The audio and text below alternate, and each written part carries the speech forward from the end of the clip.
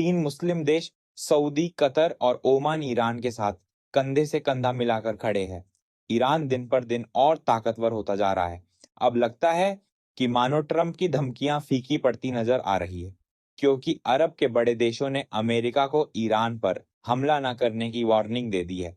दरअसल खाड़ी के इन बड़े देशों ने अमेरिका को साफ संकेत दे दिया है कि अगर ईरान पर सैन्य हमला किया गया तो उसके नतीजे सिर्फ ईरान तक सीमित नहीं रहेंगे। इसका सबसे बड़ा नुकसान खुद अमेरिका और पूरी वैश्विक अर्थव्यवस्था को उठाना पड़ सकता है। सऊदी अरब ने तो यहां तक कह दिया कि अगर वॉशिंगटन ईरान पर हमले की योजना बनाता है तो रियाद उसमें किसी भी तरह का सहयोग नहीं करेगा, ना तो सैन्य मदद और ना ही अपने एयर स्पेस का इस्तेमाल। यह चेतावनी ऐसे वक्त में आई है जब ट्रंप और व्हाइट हाउस के अधिकारी यह कह चुके हैं कि ईरान के खिलाफ सैन्य कार्रवाई की संभावना से पूरी तरह इनकार नहीं किया जा सकता। लेकिन अरब देशों का मानना है कि यह रास्ता पूरे मिडिल ईस्ट को आग में झोंक सकता है। रिपोर्ट्स के मुताबिक सऊदी अरब, कतर और ओमान ने व्हाइट हाउस को यह समझाने की कोशिश की है कि अगर ईरानी शासन को गिराने की कोशिश की गई तो उसका सीधा असर ग्लोबल ऑयल मार्केट पर पड़ेगा। तेल की कीमतें बेकाबू हो सकती हैं और अंत में इसका झटका अमेरिकी अर्थव्यवस्था को ही लगेगा। हालांकि व्हाइट हाउस के एक अधिकारी ने वॉल स्ट्रीट जर्नल से कहा कि ट्रंप इन चेतावनियों को गंभीरता से माने इसकी संभावना कम है।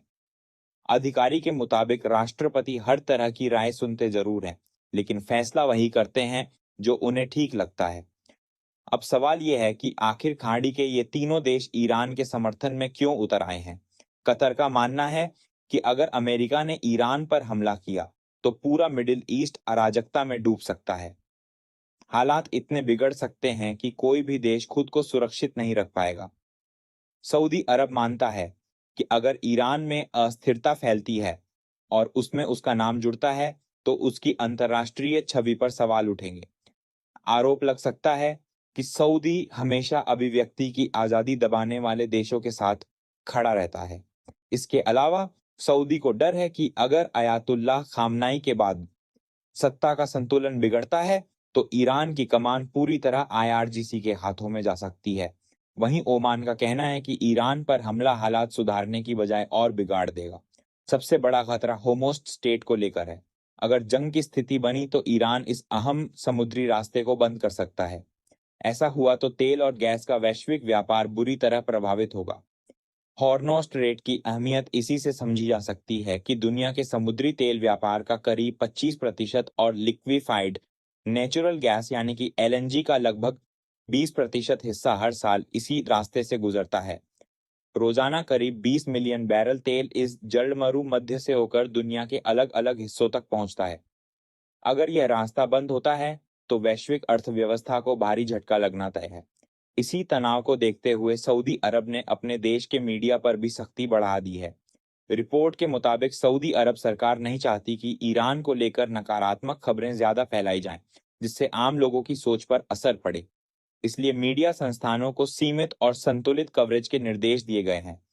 खास बात यह है कि सऊदी अरब और ओमान ईरान के पड़ोसी देश हैं और कतर में अमेरिका का मिडिल ईस्ट का सबसे बड़ा सैन्य अड्डा मौजूद है। कतर के अल्दीद एयरबेस में अमेरिका के करीब 40 से 5,000 सैनिक तैनात हैं। सऊदी अरब में भी अमेरिकी सैन्य गतिविधियां लगातार चलती रहती हैं। ऐसे में इन देशों का ईरान के पक्ष में आना अमेरिका के लिए एक बड़ा संकेत है कि मिडिल ईस्ट में जंग का रास्ता आसान नहीं होने वाला। नमस्कार, मैं हूं रवश कुमार। अगर आपको हमारा यह वीडियो पसंद आया हो तो इसे लाइक और शेयर जरूर करें और हाँ, हमें सब्सक्राइब और फॉलो करना ना भूलें ताकि आप देश और दुनिया की कोई खबर मिस ना करें। तो जुड़े रहिए हमारे साथ और देखते रहिए न्यूज़